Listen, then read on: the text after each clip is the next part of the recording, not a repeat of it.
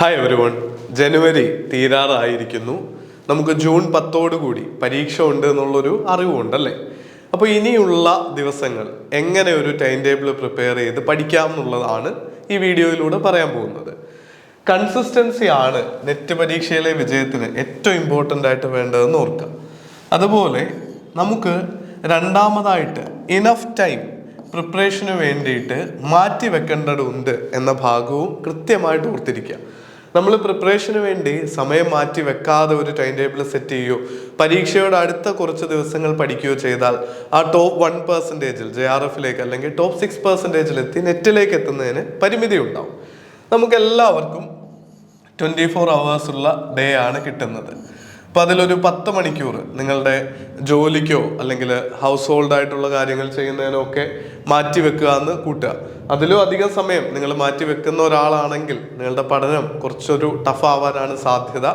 അതിൽ നിന്ന് മാറി നിൽക്കാൻ എന്തെങ്കിലും ഓപ്ഷൻസ് ഉള്ളവരാണെങ്കിൽ അത് കൺസിഡർ ചെയ്യുക. ചിലരുടെ സാഹചര്യത്തിൽ പറ്റില്ല. അങ്ങനെയുള്ളവർ മാക്സിമം ടൈം പഠനത്തിനായിട്ട് മാറ്റി വെക്കുക.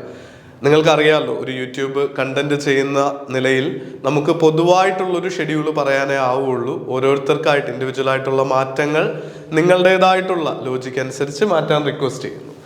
അതിന് പുറമെ നമ്മൾ ഏറ്റവും കുറഞ്ഞത് ഒരു 6 മണിക്കൂറെങ്കിലും ഉറങ്ങണം.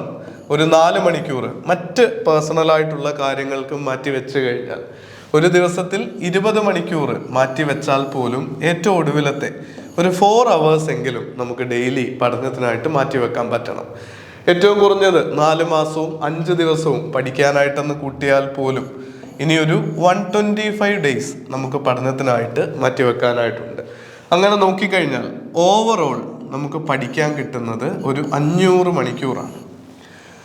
ഈ 500 മണിക്കൂർ പ്രിപ്പയർ ചെയ്യുന്ന ഒരാളുടെ കോൺഫിഡൻസ് ലെവൽ എന്താവുമെന്ന് നിങ്ങൾക്ക് ആലോചിച്ചാൽ മനസ്സിലാക്കാൻ പറ്റും.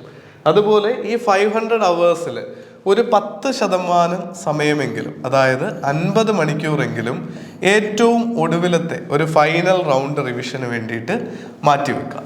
നമുക്ക് ഈ 500നെ 2-3 തിരിച്ചു കഴിഞ്ഞാൽ ടോട്ടൽ ഓവറോൾ ഉള്ള 500 hours 50 hours ഫൈനൽ റിവിഷന് വേണ്ടിയിട്ട് നമ്മൾ മാറ്റിവെക്കും.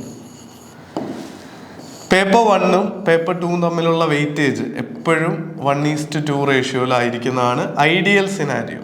അപ്പോൾ ഒരു 150 hours നിങ്ങൾക്ക് പേപ്പർ 1നും 300 hours പേപ്പർ 2നും മാറ്റി വെക്കാനായിട്ട് കിട്ടും. എന്ന് പറഞ്ഞു കഴിഞ്ഞാൽ ഇതിൽ എപ്പോഴും ഓർക്കുക, നിങ്ങൾ കണ്ടന്റ് പഠിക്കാനായിട്ട് മാത്രം ഈ 150 മണിക്കൂർ മാറ്റി വെക്കരുത്.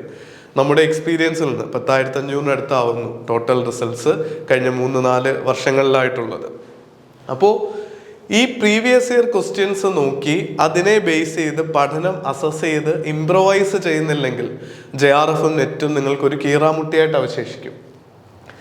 നിങ്ങൾ പഠിക്കാനായിട്ട് എടുക്കുന്ന സമയത്തിൻ്റെ അത്രയെങ്കിലും ക്വസ്റ്റ്യൻ പേപ്പർ ഡിസ്കഷന് വേണ്ടിയിട്ടും പ്രാക്ടീസിന് വേണ്ടിയിട്ടും മാറ്റിവെക്കുക. ഒരു 75 hours ഒരു പേപ്പർ പഠിക്കാൻ എടുക്കുന്നുണ്ടെങ്കിൽ 75 hours ക്വസ്റ്റ്യൻ ഡിസ്കഷനായിട്ട് മാറ്റിവെക്കുക. 300 മണിക്കൂറിൽ 150 hours നിങ്ങൾ പഠനത്തിനായിട്ട് മാറ്റി വെക്കുന്നുണ്ടെങ്കിൽ 150 hours ക്വസ്റ്റ്യൻ ഡിസ്കഷൻ എന്നാണ് കേട്ടോ ഞാൻ പറഞ്ഞത്. ക്വസ്റ്റ്യൻ പേപ്പർ അറ്റൻഡ് ചെയ്യുകയോ അല്ലെങ്കിൽ ഇതിൻ്റെ ആൻസർ A ആണ് B ആണെന്ന് നോക്കുകയല്ല വേണ്ടത്. ആ ചോദ്യം വന്നത് എങ്ങനെയാണ്, അതിൻ്റെ ലോജിക്ക് എങ്ങനെയാണ്, എനിക്ക് ഉത്തരം തെറ്റിയെങ്കിൽ എന്തുകൊണ്ട്, ശരിയായെങ്കിൽ ഓക്കെ, തെറ്റിയ ചോദ്യം എഴുതി വെക്കുക, ഓപ്ഷൻസിനെ പറ്റി അഡീഷണൽ ഇൻഫോ കളക്ട് ചെയ്യുക, തെറ്റിയ ചോദ്യങ്ങളുടെ ഏരിയ തിരികെ വന്ന് ഒന്നുകൂടി പഠിക്കുക. ആ കാര്യങ്ങളെല്ലാം ആ പകുതി സമയത്തിലുണ്ട് എന്ന് ഓർക്കുക. അങ്ങനെ ആവുമ്പോൾ നിങ്ങൾക്ക് ഓരോ യൂണിറ്റിനായിട്ടും എത്ര സമയം കിട്ടും? ഒരു 7.5 hours വീതം ഓരോ യൂണിറ്റ് പഠിക്കാനും 7.5 hours ക്വസ്റ്റ്യൻ ഡിസ്കഷന് വേണ്ടി മാറ്റി വെക്കുക.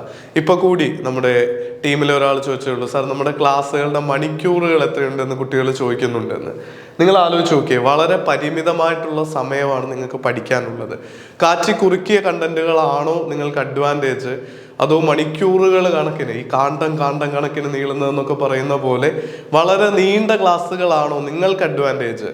ഒരു കാര്യം ഇഫക്റ്റീവായിട്ട് പഠിപ്പിച്ച് JRF നെറ്റ് നേടാൻ പ്രിസൈസായിട്ട് ക്ലാസ് എടുത്ത് കൃത്യം മിനിറ്റുകൾക്കുള്ളിൽ സെക്കൻഡുകൾക്ക് വില നൽകി പറഞ്ഞു തീർക്കുന്നതാണോ, ലൈവ് ക്ലാസ്സുകളാകട്ടെ നീണ്ട റെക്കോർഡഡ് ക്ലാസ്സുകളാവട്ടെ ആയിരക്കണക്കിന് മണിക്കൂറുകളുടെ കണ്ടന്റ് നിങ്ങൾക്ക് തരുന്നതാണോ അഡ്വാൻറ്റേജ് എന്ന് ചിന്തിച്ചു നോക്കുക. കൃത്യമായിട്ട് പഠിക്കാനാണെങ്കിൽ നമുക്ക് ഏറ്റവും ക്രിസ്പ് ആൻഡ് സഫിഷ്യൻ്റ് ആയിട്ടുള്ള മെറ്റീരിയലാണ് ആവശ്യം. അപ്പോൾ അത് തിരഞ്ഞെടുത്ത് നിങ്ങൾ 15 മണിക്കൂർ വീതം ഓരോ യൂണിറ്റിനും നൽകി പ്രാക്ടീസ് ചെയ്യുക.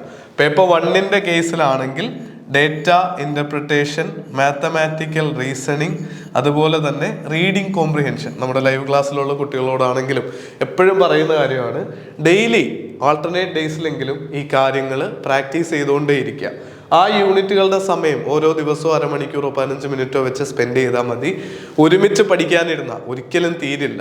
അതുപോലെ തന്നെ നെറ്റ് പരീക്ഷ അറ്റൻഡ് ചെയ്തവർക്കറിയാം, നിങ്ങളുടെ ഭാഷാപരമായ കഴിവുകളും ക്വസ്റ്റ്യൻ വായിച്ച് മനസ്സിലാക്കാനുള്ള ഇംഗ്ലീഷ് പദപരിചയവും ഇല്ലെങ്കിൽ നിങ്ങളുടെ മാർക്കിനെ അത് ഒരു 10-20% ചോദ്യങ്ങളെങ്കിലും നിങ്ങൾക്ക് തെറ്റിപ്പോവും. അതുകൊണ്ട് റീഡിങ് കോംപ്രിഹെൻഷനും നല്ല ഇംഗ്ലീഷ് വായിക്കുകയും കേൾക്കുകയും ചെയ്യുന്നത് വളരെ ഇമ്പോർട്ടൻ്റ് ആണ്. ഇതേ രീതിയിൽ തന്നെ പേപ്പർ 2 ഏതുമാവട്ടെ, ഓരോ യൂണിറ്റ് പഠിക്കാൻ നിങ്ങൾക്ക് 15 hours കിട്ടും. ഒടുവിൽ അതിൻ്റെ 15 hours തന്നെ ക്വസ്റ്റ്യൻ ഡിസ്കഷനും പ്രാക്ടീസിനുമായിട്ട് ഉപയോഗിക്കുക. ആവശ്യത്തിന് ക്വസ്റ്റ്യൻ കിട്ടുന്നില്ലെങ്കിൽ നമ്മുടെ ഓഫ്ലൈൻ ബാച്ച് ചെയ്യുന്നൊരു കാര്യമാണ്, നമ്മുടെ ടാക്സോണമിയിൽ, ബ്ലൂംസ് ടാക്സോണമി പറയുന്ന പോലെ സിന്തസൈസ് എന്നുള്ള ഏറ്റവും ഉയർന്ന പഠനത്തിൻ്റെ ലെവല്, അതായത് ചോദ്യങ്ങൾ തനിയെ ഉണ്ടാക്കാനായിട്ട് കുട്ടികളോട് നിർദ്ദേശിക്കാറുണ്ട്.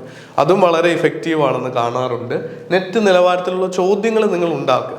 ഇതേപോലെ തന്നെ നമ്മുടെ ഇംഗ്ലീഷിൻ്റെ ഒരു ഫാക്കൽറ്റി ആയിരുന്നു, നമ്മുടെ ടീച്ചറിൻ്റെ എഫേർട്ടുകളിലൂടെ ഇവിടെ പറയാതിരിക്കാൻ വയ്യ. പഠിപ്പിക്കാനായിട്ട് യൂണിറ്റുകളെല്ലാം വീണ്ടും കവർ ചെയ്ത് നെറ്റ് പരീക്ഷ ഒരു അറ്റംപ്റ്റ് കൂടി നൽകുന്നതിലൂടെ 80%-ലധികം സ്കോർ ചെയ്യാനായിട്ട്, 80% തന്നെ കൃത്യം 240 മാർക്കാണ് 300 സ്കോർ ചെയ്യാൻ പറ്റിയത്.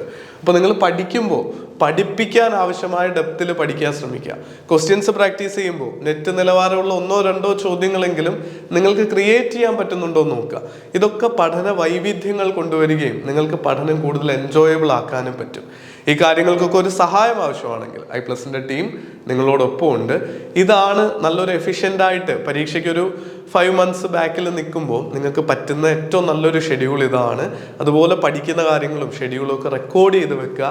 തലയ്ക്കുള്ളിലെ ചിന്തകളായിട്ട് മാത്രം നിൽക്കാതെ കാര്യങ്ങളൊന്ന് എഴുതിയും വരച്ചുമൊക്കെ വെക്കുക. ടൈമൊക്കെ ഒന്ന് നോട്ട് ചെയ്ത് വെക്കുക. പ്ലാനൊക്കെ ഒന്ന് എഴുതി വെക്കുക. അത് ഫോളോ ചെയ്യുമ്പോൾ നിങ്ങൾക്ക് കിട്ടുന്ന സന്തോഷം ട്രിമെൻഡസ് ആയിരിക്കും.